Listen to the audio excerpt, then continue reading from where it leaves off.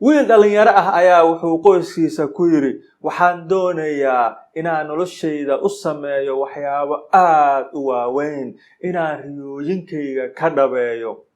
waana ogahay inaan midaasi awoodo sanado badan kadib oday waayeel ah oo aad u da'weyn ayaa wuxuu qoyskiisa ku yiri waan ogaa inaan awooday inaan waxyaabo badan noloshayda u sameeyo waan jeclaan lahaa haddii aan riyooyinkaygii ka dhabayn lahaa waagii aan dhalinyarada ahaa qisadan waa qiso aad u murug badan sababtoo ah wiilkii dhalinyarada ahaa iyo ninkan odayga ah aadka u weyn waa hal qof تبسم تبسم وخل الهموم وخل الغموم وخل الضجر ولا تبتئس من صروف الزمان ولا تشتكي من طعون البشر. السلام عليكم واتكم حسن تهي داوشدا muuqaalkan ku soo dhawow nolol qurux badan magacaygu waa Yuusuf Sakiin ciid wanaagsan sidatiin xidigaha janalka waxaan ku rajaynahay inaad aad u wacan tihiin oo ku socotiin wadadiina guusha soo sidaas ma ahan waxaynu Allah subhanahu wa ta'ala weydiisanaynaa inuu ciidan ciideeda kale nagu gaarsiiyo anaga oo caafimaad qabna riyooyinkeenana ka dhabaynay wadankeenana uu yahay mid nabad iyo barwaaqo ah asagoo 2 bilood jira ayuu wuxuu ku dhacay maroodigii yaraa gacanta ugaartayaal ka ugaarta xayawaanka kadibna waxay ka iibiyeen nin hodana ninkan wuxuu iska lahaa xadiiqad ama beer weyn oo xayawaanaadka lagu xanaaneeyo ninkii wuxuu u bixiyay maroodigii Nelson kadibna Nelson waxaa la geeyay hoygiisii cusba waxaa la geeyay beertii xayawaanaadka ninkii markuu geeyay meesha wuxuu ku xiray Nelson meel ka baxsan xayawaanaadka kale oo dhan meeshaas ayuu wuxuu ugu xiray silsilad iyo dhagax weyn oo uu ku xiray silsilada gadaasheeda maroodigii wuxuu arkay inuu xabsi ku jiro sidoo kale in laga fogeeyo xayawaanaadkii kale wuxuu dareemay run ahaantii murug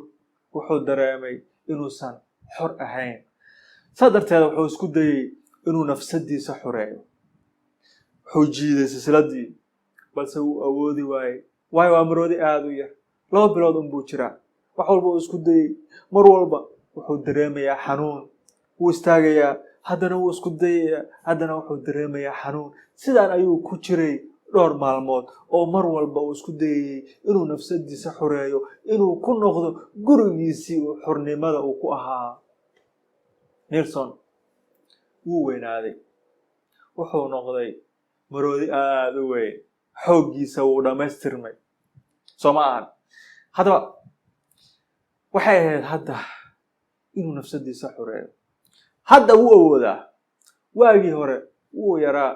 ma awoodo inuu silsiladan jabiyo laakiin hadda wax walba uu doono wuu jabin karaa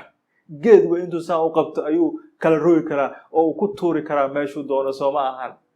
wax awoodiisa u dhiganta ma jirto hadda maroodigan hadda waxa la gaaray xilligii uu ka bixi lahaa xabsigan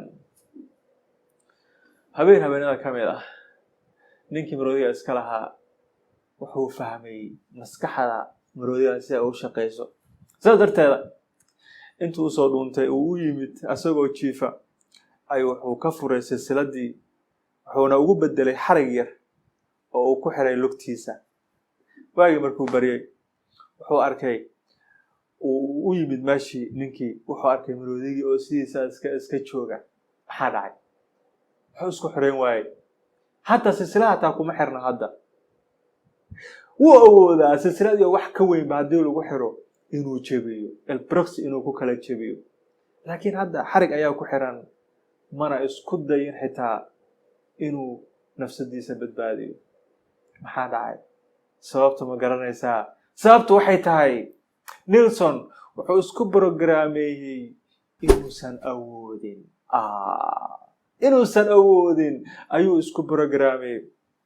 kadib markii uu dhowr mar isku dayay inuu badbaadiyo nafsadiisa oo intaas maalmood uu isku dayay si uu badbaadiyo nafsadiisa uu awoodi waayay hadda dhowr sano kadib waxaa ku programmeysmay nafsadiisa maskaxdiisa waxaa ku xirmay inuusan marnaba awoodi karin inuu jebiyo silsiladan sadarteeda hadda wuxuu u haystaa asaga xarigan yar ee ku xiran inuu yahay silsilad Nelson wuu isdhiibay kama faa'iideysanin awoodiisa soo ma jeedid haddaba runtii markaan fiiriyo sheekadan maroodigan yar iyo qisadiisa cajiibka iyo sida uu isku dhiibay programkii maskaxdiisa ku xirnaa si uu uga faa'iideysan waayay awoodiisa oo uu xabsigaasi ugu raali noqday waxaan arkaa in isla sheekadaas oo kale ay ku dabaqmayso dad badan oo inaga mid sidaas maahan imise ayaa jira isku dhiibay duruuftooda imise ayaa jira programyo hore oo lagu programiyay markii ay yaraayeen ay ku nool yihiin ilaa iyo hadda ma doonayaan inay iska bedelaan waayo waxaa ku qufulan oo ku xiran inaysan awoodin inay waxaasi samayn karin inay waxba baran karin waayo anigoo yar ayaa waxaa lagu yiri waxaa ma baran kartid waxaa ma fahmaysid adiga maskaxdaada waxba ma gelayaan midii ayaa igu xiran aniga hadda midii ayaa igu qufulan marnaba ma awoodo inaan awoodeyda ka faa'iideysto Allah subhanahu wa ta'ala wuxuuna siiyay awoodo aad iyo aad u waaweyn balse waxa inaga celinaya oo inoo diidaya waxay tahay inaynaan awooddaasi u jeedin marnaba waayo maskaxdeena waxaa ku xirxiran oo ku programmeysan inaynaan awoodin ugu dambeystii qofkeena wuxuu noqonayaa waxa uu maskaxdiisa uu ka dhaadhiciyo haddii aad iska dhaadhicisid inaadan awoodin inaadan samayn karin inaad daciif tahay inaad damiin tahay inaad waxba baran karin sidaas ayaad ahaanaysaa weligaaga xitaa iskuma dayaysid inaad wax baratid iskuma dayaysid inaad noloshaada bedeshaa isku bedelaysaa waayo aniga waxaa igu qufulan oo igu programmeysan inaanan waxba samayn karin inaan nolosheeda horumarin karin inaanan xabsigan ka bixi karin inaan nolosheeda ka xureyn karin mugdigan iyo xabsigan ay ku jirto soo ma jeedid Nelson waxyaabaha u diiday sidoo kale waxaa ka mid ahaa xanuunka uu dareemayay mar walba oo isku dayo inuu xarigan silsiladan uu jabiyo wuxuu dareemay xanuun saadarteeda wuxuu ka cabsanayaa mar walba haddana haddii uu isku dayo inuu isla xanuunkii uu dareemay Soomaa saadarteeda waxaa la ogaaday waxyaabaha qofka bani aadamka ay dhaqaajiya inay yihiin laba pain iyo pleasure xanuun iyo farxad xanuun uu ka cabsanayo inuu la kulmo kadib marka uu ka tago waxyaabaha uu hadda uu samaynayo caadooyinkan uu hadda uu samaynayo iyo farxad uu aaminsan yahay inuu weynayo haddii uu ka tago caadooyinkan uu hadda uu samaynayo qofkan wuxuu iska dhaadhicinayaa inuu waxyaabaha hadda uu samaynayo caadadan uu hadda uu ku socdo inuu wax farxad pleasure inuu ka helayo Soomaa ayuu dareemayaa hatta haddii ay farxadaasi tahay mid ku meel gaara mid aan dhab ahayn Soomaa mid aan dhab ahayn laakiin asaga wuxuu iska dhaadhicinayaa in hadda uu ku haysto waxyaabahan caadadan hadda uu samaynayo in wax uu ka helayo oo farxada ama raaxo uu hadda uu ku helayo laakiin marka uu u gudbo uu bedelo caadadan oo samaysto caadooyin kale wuxuu ka cabsanayaa dhibaatada rafaadka uu kala kulmayo bedelidda uu bedelayo caadooyinka sadarteeda wuxuu ku raali noqonayaa inuu sidiisa iska ahaado Nelsonna waxa uu diiday inuu noloshiisa uu xoreeyo waa midaas xanuunkan Soomaa mar walba wuxuu ka cabsanayaa inuu xanuunkaas uu ku dhaco sadarteeda wuxuu isiri xanuunkaasi ka fogaanshaha inuu ka fogaanayno xanuunka isbedelka la socda waayo isbedel kasta si aad noloshaada u bedeshid waxaad u baahan tahay inaad ka tagtid waxyaabaha hadda aad samaynaysid si aad uga tagtid waxyaabaha hadda aad samaynaysidna waxaad ku qasban tahay inaad la kulantid xanuun Soomaa inaad dhibaato u martid waxyaabahaasi si sahlan kuma bedelaysid waa inaad u dulqaadatid xanuunkaasi aad u sabirtid dhibaatadaasi u sabirtid Soomaa haddaba midaas oo dhan ayaynu ka xabsanaynaa xanuunkaasi ma doonayno inaynu la kulanno ma rabno sadarteeda waxaynu hadda ku raali noqonaynaa raaxadaan yar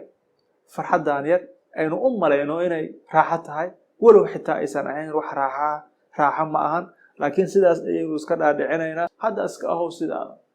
ha iska bedela caadadan waxaad ku haysataa wax yar soomaha waxaa u tegaysaa midaas xanuunka iyo dhibaatada leh haddaba maxay yihiin waxyaabaha kugu programaysan ee kuu diidan inaad nafsadaada bedeshid da'deedu way weyn tahay wax ma baran karo duruufteedu way adag tahay xaaladdeedu waa sidaas ma awoodo lacag aan waxaasi ku soo gato waxaasi ku barto wax walba oo ay duruuftaada tahay ogow inaysan ahayn wax ka badan waxyaabo adiga aad maskaxdaada ku programaysay waxyaabahaas oo kuu diidan inaad noloshaada xurayso inaad nafsadaada badbaadiso haddaba ka xurow waxyaabahaas oo dhan ka saar waxyaabaha kugu programaysan waxyaabay adigoo yaraa lagugu programeeyey waxyaabahaas oo waxaas ma awoodi damiir ayaa tahay wax ma baran kartid waxaas oo dhan ka xurow una bedel fikradahaasi fikrado wax walba inaad samayn kartid wax walba inaad baran kartid alle subxaanahu wa tacaala inuu ku siiyey awood iyo wax walba ood u baahan tahay inaad maanta awoodid inaad nafsadaada noloshaada bedeshid oona aadan marnaba noqonin Nelson oo kale تسم حلوة حياتك خلها طبع ذاتك يا حلو البسمة عليك ogsoonow wax walba aynu maskaxdeena ku quudino aynu ku shibno inaynu noqonayno waxyaabahaasi ha noqdaan waxyaabo wanaagsan ama waxyaabo aan wanaagsanayn mar walba aad maskaxdaada aad ku programaysid waxyaabo aan wanaagsanayn waxaas ma samayn karo ma awoodo damiin ayaan ahay da'deeda ayaa weyn wax ma baran karo waxaas oo dhan ogow aad ku jugaysid maskaxdaada aad ku programeynaysid inaad noqon doontid aad uga taxadir waxyaabaha maskaxdaada ku shugaysid waxyaabaha maskaxdaada kula hadlaysid aad uga taxadir u bedel waxyaabahaasi hadalladaasi aan wanaagsanayn hadalladaasi niyad jabka ah u bedel kuwa kuu horseedaya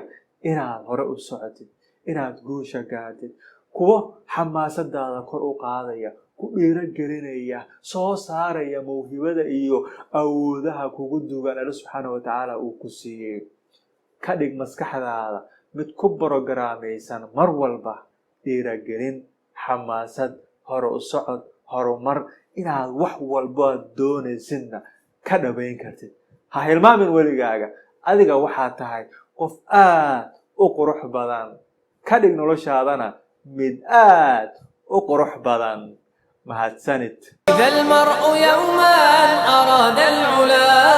فلا بد أن يستحث السياق وخل العزيمة أقوى سلاح